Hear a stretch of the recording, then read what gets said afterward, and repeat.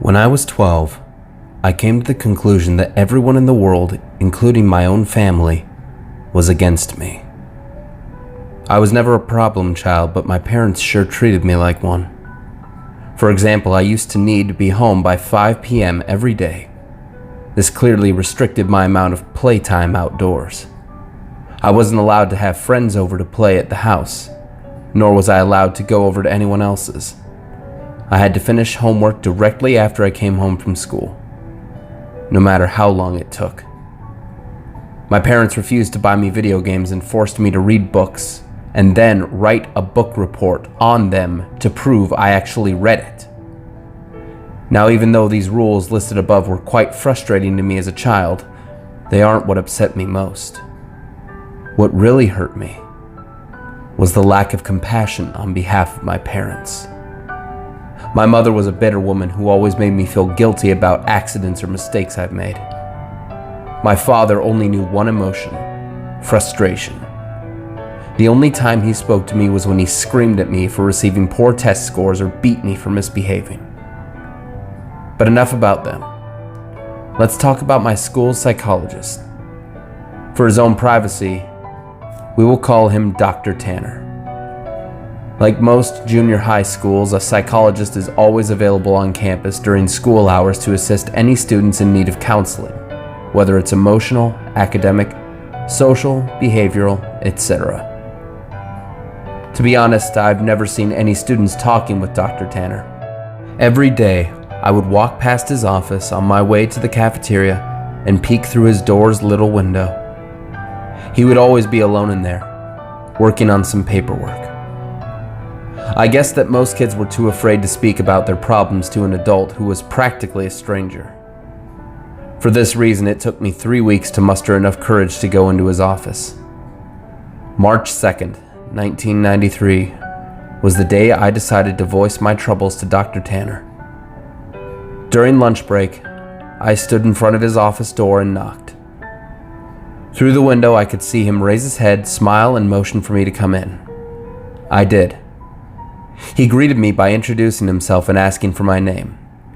Dr. Tanner was a very soft-spoken man who seemed to radiate kindness. In less than 30 minutes, I rambled to Dr. Tanner about how mean my parents were to me, and how they didn't care about me at all. After a while, my voice began to quiver and I stopped speaking. The psychologist listened patiently to my whole spiel, arms folded and head nodding. I half expected him to begin talking about how everything I had just said was untrue and that my parents loved me dearly and blah, blah, blah. But he didn't. Dr. Tanner leaned towards me with a grin on his face and said, "You know, I'm the best school psychologist in the world. I promise we will fix this." I rolled my eyes. "Okay, but how?" I asked. "I have my ways," he replied. "I'm a man of my word. I promise that within just 1 month, the relationship between you and your parents will change for the better. Forever." After a brief pause, he continued, "Although, I do need you to make me a promise. You have to promise me that you'll come back to my office after school tomorrow and that you won't tell anyone that we had this conversation today. It'll be our little secret." I promised. The following day, I returned to Dr. Tanner after school. It was around 4 p.m. when I entered his office. After a warm welcome, he asked me to have a seat in front of his desk once again. Upon sitting down, I watched Dr. Tanner close the blinds of the door's tiny window. "There," he smiled. "Now we have all the privacy we need." We began to talk about my likes and interests, my favorite subjects in school, my least favorite teachers, and things like that. About an hour into the conversation, Dr. Tanner offered me a soft drink. I gladly took the offer, considering my parents never allowed me to drink soda. Dr. Tanner reached over to his mini fridge and fidgeted around before setting down 2 open cans of soda on the desk. Afterwards, we continued to talk about what was going on in my life. But it wasn't long before I passed out from whatever drugs Dr. Tanner placed in my drink. It took me a minute or so to adjust my blurred vision upon waking. And when it did, I had no idea what to think. I was handcuffed to a bed and my mouth was sealed with duct tape. I immediately began to panic, squirming and tugging at the cuffs, but soon gave up. My eyes widened in disbelief after looking around the room. There were posters of superheroes pinned up along the walls and photographs of famous athletes on shelves. In the middle of the room was an old television and Super Nintendo, various game cartridges stacked alongside it. I didn't know what to think. Here I am in a room filled with items that most kids would die to play with. I would have probably cried from joy hadn't I been handcuffed to a bed frame. My stomach sank once again as the door opened and Dr. Tanner walked inside. He sat down on the edge of the bed. "Now listen," he said. "Remember that I'm here to help you, and I would never hurt you. Okay?" Dr. Tanner gently removed the tape from my mouth and then the cuffs from my hands. My first instinct was to begin crying, but something about Dr. Tanner made me feel safe. He smiled at me.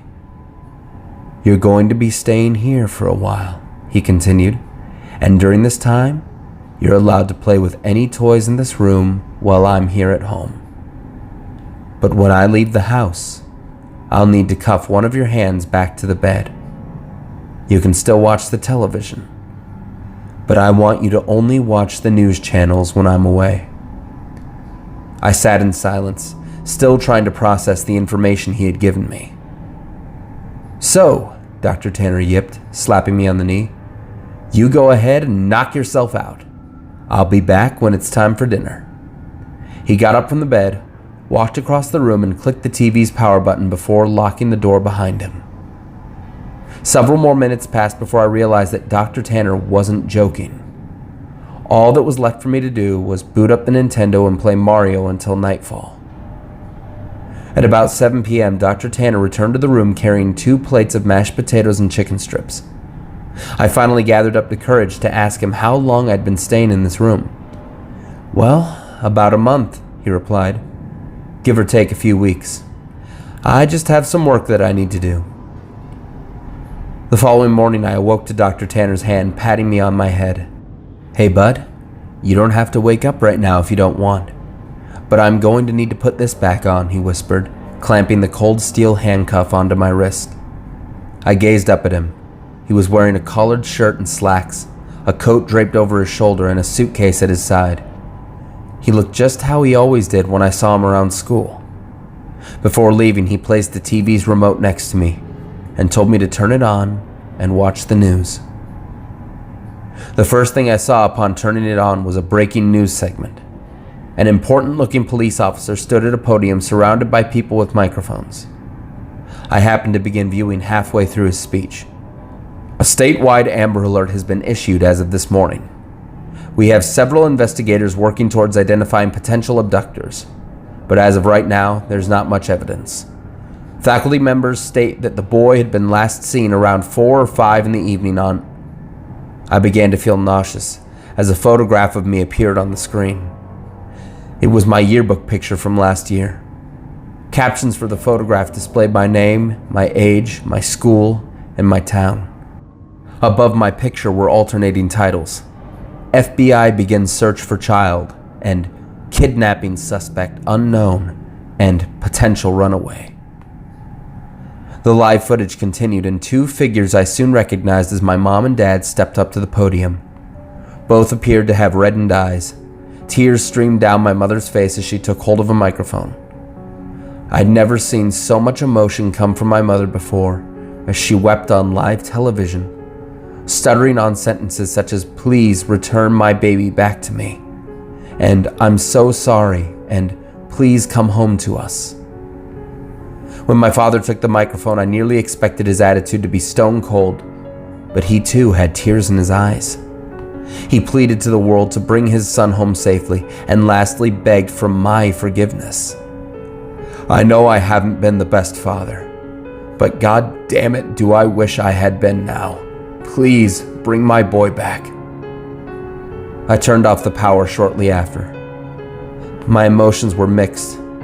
I had never once seen my father cry.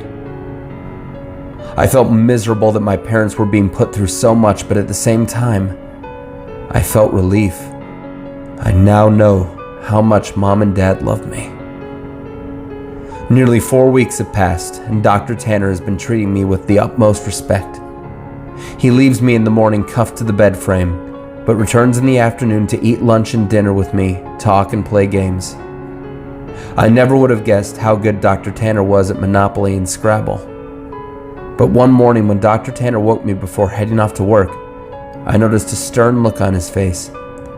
I also realized it was about 3 hours earlier than when he usually wakes me. You need to watch the news today. No exceptions. I want you to keep the television on all day and pay close attention to it, he stated grimly. I, of course, complied and watched him exit the room. About 2 hours later, a breaking news segment interrupted the toothpaste commercial I was watching. The title, Human Remains Found. Two staunch-looking men in suits stood aside one another and began speaking. We are displeased to bring up such unfortunate news this morning regarding our missing child case from earlier this month. One of the men bowed his head while the other, speaking, shuffled through some papers. He continued. Remains of a body have been found in a garbage bag beneath a highway overpass. The body appears to be that of a child, although not much is left of it. The body has been decapitated and much has been burnt to ash and bone. The screen shifted over to a helicopter view of the freeway. Dozens of police cars gathered near the bottom of a tall overpass. The man's voice could still be heard. Within the bag, police found a junior high school identification card labeled as such. The screen showed the ID card I always kept in my backpack. The plastic was sort of melted away, but my photograph and name were intact. After the two men dismissed themselves, the camera panned over to my parents. They were sitting among reporters. My mother's face held a painful grimace, and my father sulked his head down at his knees. I shut the television off. Dr. Tanner returned home very late. He hurried into the room, unlocked my cuffs, and placed a bottle of fizzing water into my hand. He placed his hands onto my shoulders and smiled. I made you a promise, didn't I? I nodded, tears squeezing their way out of my eyes. You need to make me a promise again, he whispered. He told me that I needed to drink all the water in the bottle. It would help me sleep, and that from here on, I am never to tell anyone that I ever met him. I promised. I told you, I'm the best school psychologist in the world, didn't I? And he was right. I awoke later that night to find myself lying in the middle of a park, stars shining brilliantly across the night sky. I recognized the park. It wasn't too far from my school. A mile or so down the road, I saw my house. The lights were off inside, but I could make out my father sitting on the step leading to the front door. I hesitantly called out to him. He lifted his head slowly, but when he saw it was me, he sprang to his feet, ran towards me, arms open, yelling my name. My mother erupted from the house behind him. Dr. Tanner was right. Things have changed with my family and I. My parents smile more often and treat me lovingly. I could not ask for a more perfect ending. Every now and then I see Dr. Tanner on campus, walking to and from his office. Rarely do we ever make eye contact, let alone speak to one another. But sometimes, he'll shoot me a wink and a smile. I'll always keep my promise to him and pretend I never met him. But there will always be one question forever floating in my mind.